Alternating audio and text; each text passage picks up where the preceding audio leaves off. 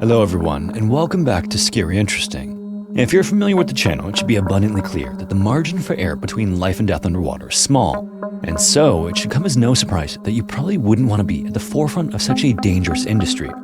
So in this video, we're going to look at two stories of people who were exactly that, and the results were horrifying. As always, viewer discretion is advised.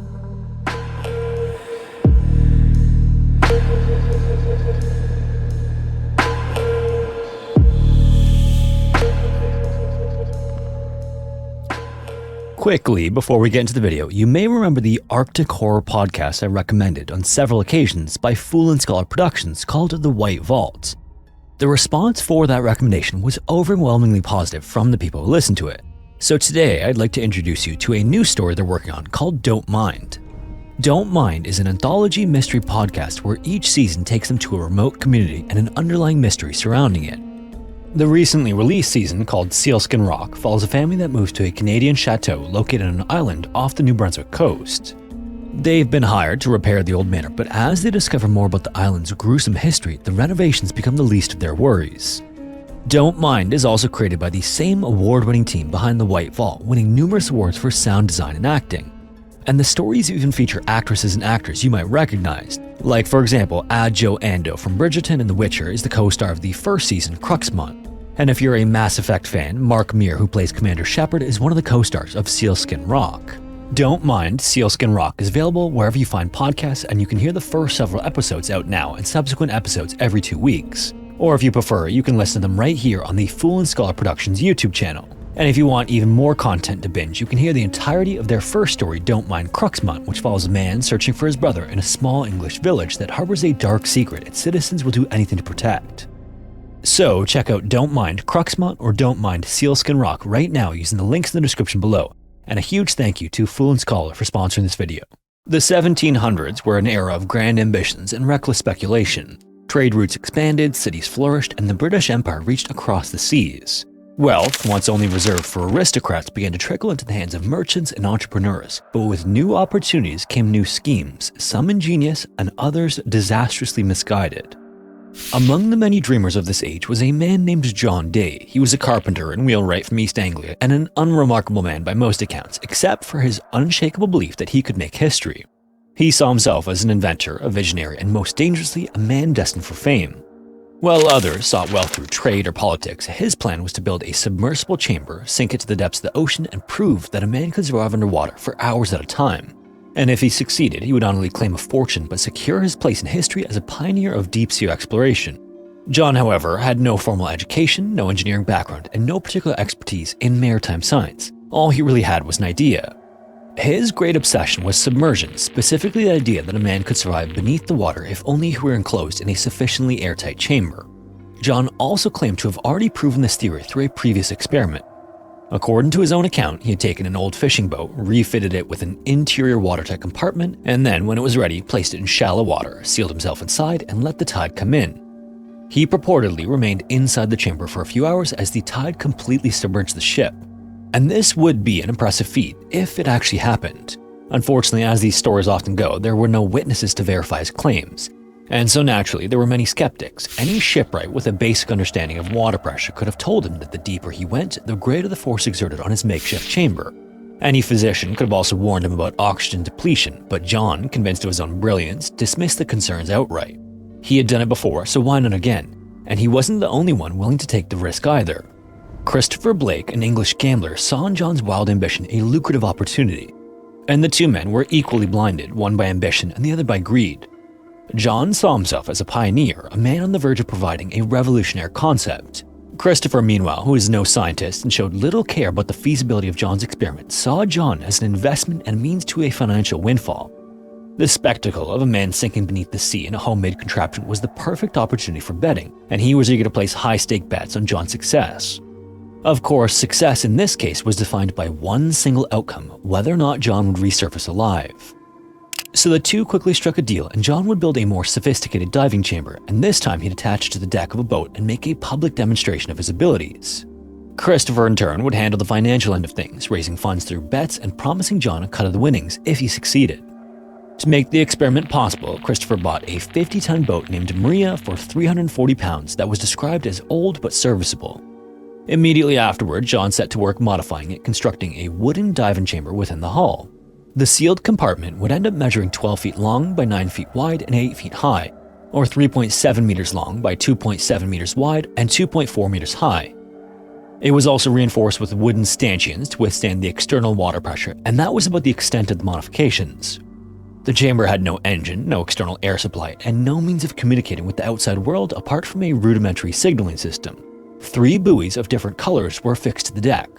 After submerging, John could send any of the buoys to the surface, with white signaling that all was well, red denoting indifference, and black to signify that John was very unwell underwater. With the contraption built, the dive plan itself seemed straightforward enough. John would climb inside the chamber, bringing with him only a candle, some biscuits, and drinking water. Once sealed inside, the Maria would be weighed down with 60 tons of ballast, 10 tons in the hold, 20 tons on deck, and another 2 10-ton weights attached to the underside of the keel. This immense weight would drag the vessel beneath the surface, taking John to a depth of 130 feet or 40 meters. After 12 hours there, he would pull a rope mechanism from inside, releasing the 2 10-ton weights. With its burden lightened, the Maria would then float back to the surface, where John would emerge triumphant. On paper, it sounded deceptively simple and maybe even plausible to those without a background in seafaring, but in practice, it was a death sentence. John's calculations, if they could even be called that, were riddled with fatal errors. He hadn't accounted for the immense pressure exerted by seawater at depth or the devastating effect it could have on his wooden chamber.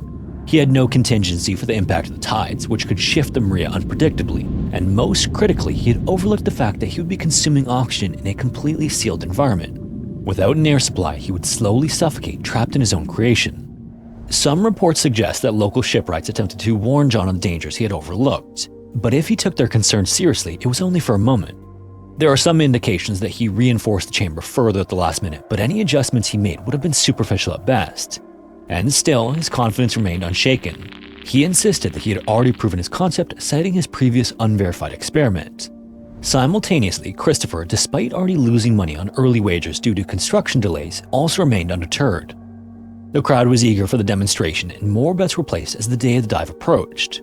Whether people believed in John's success or were simply morbidly fascinated by the possibility of disaster, they came in droves to watch. And for John, this was the moment he'd been waiting for, his chance at fame and fortune, and on June 22nd, 1774, he would climb inside it for the first time. That morning, the Maria was towed out to a deep-water location north of Drake's Island in Plymouth Sound. The sky was clear and the sea was calm, perfect conditions for what was meant to be a historic experiment. The atmosphere on shore was charged with anticipation as crowds gathered, and John stood on the deck of the Maria preparing for his descent. He believed in his theory and his calculations and his ability to rise again from the depths. And if he had any last-minute doubts, he kept them to himself. As John got himself ready, Christopher moved among the gathered crowd, collecting any final bets. Some people were certain John would reemerge, and others were convinced that they were about to witness a man willingly bury himself at sea. And Christopher, ever the gambler, was content no matter the outcome. Finally, with preparations complete, John climbed into the small diving chamber, descending into the cramped, airtight space through a small hatch. The opening was then sealed behind him, locking him away from the world above. Then, on deck, the final 20 tons of ballast were loaded, bringing the total weight to 60 tons, more than enough to overcome the buoyancy of the Maria. For a moment afterward, nothing happened. The boat sat eerily still in the water. Then the Maria began to sink, slowly at first and then with growing momentum. It descended beneath the waves, and a frothing, bubbling disturbance marked the spot where it went down. The crowd watched in fascination and horror as the water churned above the spot where John had disappeared. Now all they had to do was wait. To those watching from above, there was no way to know whether he was sitting calmly in his chamber or already struggling for breath. And for the next several hours, the sun rose high in the sky and then began its slow descent toward the horizon as the crowd waited for a sign. The white buoy meant to signal that all was well never appeared, and neither did the red nor the black. As the morning of June 22nd turned to afternoon, the crowd along the Plymouth shore stood in uneasy silence, watching the waves where the Maria had disappeared. The boat was supposed to remain submerged for just 12 hours, but then another day went by, and by nightfall, murmurs of doubt rippled through the crowd. As the hours passed without a single disturbance in the water, some onlookers began to leave, convinced that John's grand experiment had ended in disaster. When the morning of June 23rd arrived, John's scheduled reappearance had long passed, and the grim reality could no longer be ignored. Still, there was some hope, however slim. The authorities launched a frantic rescue effort determined to recover the vessel. Lord Sandwich, First Authority of the Admiralty, ordered all available resources into action. 200 men were then deployed, working tirelessly with cables and dredging equipment to locate and retrieve the Maria. The seafloor was dragged, the water scoured, but there was nothing. Days passed, and still there was no sign of the vessel or its lone occupant. As this was going on, Christopher, who had orchestrated the bets and financed the endeavor, had no intention of waiting around for the inevitable conclusion. As the reality of John's fate became clear, Christopher slipped away from Plymouth, taking with him all the stake money he had collected. He disappeared without a trace, leaving behind only a growing scandal. By the time the rescue effort was officially abandoned, John had been lost for 3 days. His dream of making history had in a way been realized. He'd become the first recorded fatality in submarine history. Speculation about what truly happened to John, however, continued. Some believed he died quickly, either from asphyxia or hypothermia. Others were convinced that the Maria had collapsed under the immense water pressure as it sank, which would explain the violent bubbling on the surface just after the descent. If the chamber had been compromised, water would have rushed in instantly, crushing John inside. In the end, though, the exact cause of the disaster has never been confirmed. The Maria and John had vanished into the depths, and as of today, the ship and any remnants of it have still never been located. The Bay of Biscay is off the western coasts of France and Spain and is beautiful on the surface, but its waters hide a brutal legacy. Near the end of World War II, British and American forces turned the bay into a submarine slaughterhouse. Dozens of German U-boats became steel coffins after relentless aerial bombardments. Add to that the handful of Allied and Axis submarines lost during World War I, and you've got one of the most densely packed undersea graveyards in naval history. But in 1970, the bay claimed something much more dangerous. Unlike the diesel-powered vessels of earlier wars, the Soviet submarine K-8 didn't run on fumes and engine grease. It was instead nuclear. And armed with 2 onboard reactors and carrying 4 torpedoes tipped with nuclear warheads, the K-8 was part of a new kind of underwater warfare with greater consequences than ever before. These November-class submarines, known in Soviet terms as the Project 627 boats, were their first serious swing at nuclear-powered attack subs. The K-8 was one of these, the third in fact, and it bore all the hallmarks of the class, boasting speed, range, menace, and a whole lot of noise. The November-class subs were also massive compared to their American counterparts. They displaced 4,700 tons submerged and could hit speeds of 30 knots, which wasn't bad for something that moved like an underwater freight train, because they were also clunky and messy, and they had the hydrodynamic efficiency of cinder blocks. And again, the November class was also loud. It wasn't just that they couldn't sneak up on anything, it was more like they announced their presence from across the ocean. This didn't matter all that much initially because these submarines were originally built for one grim singular purpose: to launch a long-range nuclear-tipped torpedo at western ports. The Soviets envisioned a mega-weapon, an oversized torpedo called the T-15 that could strike from 40 kilometers away and level a harbor with a single blast. But soon enough, as anti-submarine warfare got better and NATO's ears got sharper, the idea of slipping one of these noisy giants close enough to a NATO base became laughable, so the mission changed. The November class was then retooled for conventional warfare, or as conventional as Cold War submarine combat could be. Instead of sneak attacks on ports, their job was now to go after enemy surface ships, particularly NATO convoys. And if that sounds like a death mission, you're probably right. While a November-class sub could unleash chaos on a convoy with its nuclear-armed torpedoes, it probably wasn't making it back home afterward. Their sonar was subpar, their acoustics were awful, and their stealth profile was, in simplest terms, a joke. To cap it all, the ship was also unstable, and before long, the sea and its own systems would start to push back. After its launch, the K-8 didn't have to wait long to meet disaster. In October 1960, barely a year into service, the ship nearly didn't come home. In the cold Barents Sea on October 13th, deep below the surface, a rupture in one of the steam generator tubes turned a routine patrol into a nuclear crisis. The rupture triggered a loss of coolant accident, which is a nuclear engineer's worst nightmare. Without cooling water, the reactor core would overheat, melt, and possibly explode. Think Chernobyl, but under several hundred feet of seawater with no hope of evacuation. The men on board, though, to their credit, didn't panic. Instead, they improvised. Using whatever tools they had, the crew jerry-rigged a cooling system, diverting emergency water into the overheated reactor. This worked, but barely. The core didn't melt down and the boat didn't become a floating tomb, but the cost of survival was a steep one. In the process of saving the submarine, radioactive gas escaped into the compartments. This flooded the vessel like poison fog, and radiation levels were so high that the instruments on board couldn't even register the full extent, they just maxed out.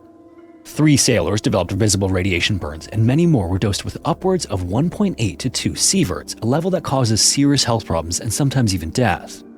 But despite this, all of them had to keep functioning inside that steel drum while it carried them home. Afterward, the incident was quietly logged and the K-8 was patched up, systems were repaired, orders were resumed, and like so many Cold War machines, the K-8 was sent back out again.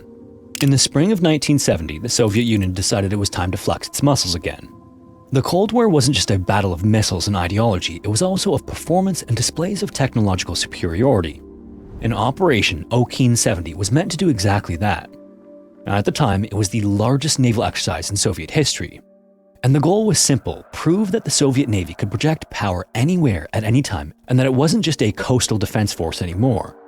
And as a result, the scale of the exercise was staggering. 200 ships from the Northern Baltic, Black Sea, and Pacific fleets took part. 60 surface vessels and 40 submarines were deployed by the Northern Fleet alone. The K-8 was among these, dispatched to the North Atlantic with 24 torpedoes, including 4 nuclear warheads. This wasn't too unusual. Nuclear-tipped weapons were standard issue for Soviet subs on extended patrol, but it added an ominous weight to everything that followed. Also, the mission in essence was a modern echo of an old one: disrupt NATO convoys and sever the supply line between the United States and Western Europe. Just as German U-boats had prowled the Atlantic 3 decades earlier, now it was the K-8's turn to patrol the depths armed with far deadlier tools. The differences, however, were also stark. Those U-boats were loud and lethal, but they weren't glowing with radiation, and their crews weren't operating in experimental machines with barely tested nuclear systems and questionable redundancy. And on April 8th, these issues came to the forefront once again. It started with 2 fires, simultaneous outbreaks in compartments 3 and 7 at 394 feet or 120 meters below the surface. Whether due to faulty wiring, aging systems, or the randomness of fate, the result was chaos. The fire spread quickly through the submarine's air conditioning ducts, snaking through the hull. Both of the nuclear reactors then shut down as smoke and heat filled the sub's interior, and that could only mean one thing: the ship was dead in the water. So Captain Besanov, faced with a crippled, burning submarine, gave the only order that made sense: abandon the ship. Before that could even be done, though, 8 men trapped in burning or flooded compartments were already gone. The rest of the crew then evacuated onto the surface in lifeboats in rough seas and watched the vessel sputter in place. Against all odds, though, a glimmer of hope showed up just in time. It was a Soviet repair vessel, but saving the K-8 came with a catch. Someone would have to go back on board. And by this point, the K-8 was no longer a submarine, it was a furnace wrapped in steel. After the fires broke out and the reactor shut down, the boat lost its power. There was no propulsion, no control, and no filtration. Just heat, smoke, and the knowledge that nuclear weapons were sitting in a crippled vessel floating in the middle of the North Atlantic. When the order to abandon ship was given, it wasn't taken lightly. The men of the K-8 knew the risks of leaving their boat adrift, but they also knew that staying meant dying either by fire, radiation, or suffocation. Besanov, a career officer known for steadiness under pressure, was faced with a brutal decision once the repair vessel arrived. He could either let the submarine go down along with its 4 nuclear torpedoes or try to save it and risk more lives. He would end up choosing trying to save it. This was either an act of extraordinary courage or extraordinary command pressure, depending on who you ask. Soviet doctrine didn't leave a lot of room for walking away from a mission, even if it meant stepping back into a toxic, partially flooded tomb. But from the outside, reboarding the K could look like a daring rescue. Soviet naval brass could frame this as a testament to courage, loyalty, and sacrifice. But for the men who climbed back aboard, doing so was only about duty. It was about not letting their ship sink into the abyss without a fight, and so 52 sailors, including Besanov, stepped back onto a scorched, crippled submarine floating dead in a churning sea. It must have felt like they were walking into a trap. The fires had been put out, but the damage was far from over. There was no power, no air, and no working pumps. Every breath was filled with carbon monoxide, but still, they tried to save the K-8. The sailors sealed off flooded compartments, patched hull breaches with whatever scrap metals they could find, and tried to make the boat towable. For 3 days and nights, they worked through exhaustion and nausea, clinging to the hope that they could save the sub, or at least keep it afloat long enough to reach home, but the odds were impossible. Storm conditions that rolled in made towing the K-8 a nightmare. The lines strained and snapped, and the repair vessel could only do so much as the seas heaved and pitched. And inside the submarine, morale and oxygen were both running dangerously low. And worst of all, the nuclear torpedoes were still aboard. There was just no safe way to remove them. The weapons were locked in place deep inside the sub. That made the stakes even higher, not just for the crew, but for the environment, the surrounding ships, and the global political powder keg that was the Cold War. If the K went down, it wouldn't just take sailors with it would take radioactive material all the way to the ocean floor. So, still, the sailors stayed. For 80 brutal hours, the men aboard the K worked against the inevitable. Every one of them knew what was coming, maybe not the exact time or the final trigger, but they weren't stupid. they knew what kind of fate awaited them. On April 12th, as the storm battered the surface and systems failed one by one, the K-8 slipped below the waves and all 52 men disappeared into the deep. The gamble had not paid off, or maybe it had never really been a gamble. Either way, to the men aboard, it didn't matter. On the surface, the 73 crew who had been evacuated but weren't part of the salvage team knew intimately what sort of fate their fellow crewmen had just suffered. Their names would never be household ones, and their stories would barely trickle through the Iron Curtain, but the physical and psychological scars ran deep. They had watched their shipmates go back aboard, knowing they might not return. There were also no memorials for the K-8 in the years that followed, and there were no plaques in the Bay of Biscay. Just silence at a depth of 15,354 feet, or 4,680 meters below the surface, where the K-8 still rests to this day.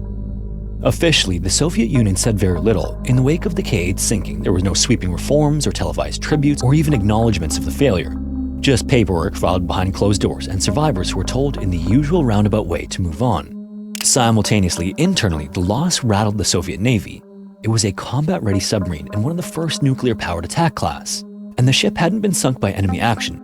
The November class as a whole had already earned a reputation for being dangerously noisy and technologically outdated. The K-8's demise only confirmed what many had already suspected. These boats were not suited for the complex demands of long-range patrols and deep-sea warfare. They were essentially Cold War relics before the Cold War was even half over. And yet, at the same time, the mission the K-8 was on, which was the severing of NATO's Atlantic supply chain, remained central to Soviet naval strategy. Submarines would continue to be built, deployed, and lost, with each disaster offering grim lessons that slowly pushed the technology forward. One of the most sobering elements of the K-8 tragedy wasn't just the human loss, it was what went down with it. 4 nuclear torpedoes. To this day, they remain on the seafloor, sealed inside a pressure-hardened steel coffin at a depth of nearly 3 miles or 5 kilometers. No one knows exactly what condition they're in because no one's gone down to check. Maybe they're stable, maybe not. And for the West, the story of the K-8 barely registered. It was just another Soviet sub lost under mysterious circumstances. In the years that followed, newer classes like the Victor and Alpha would replace the Novembers, which were sleeker, quieter, and more reliable.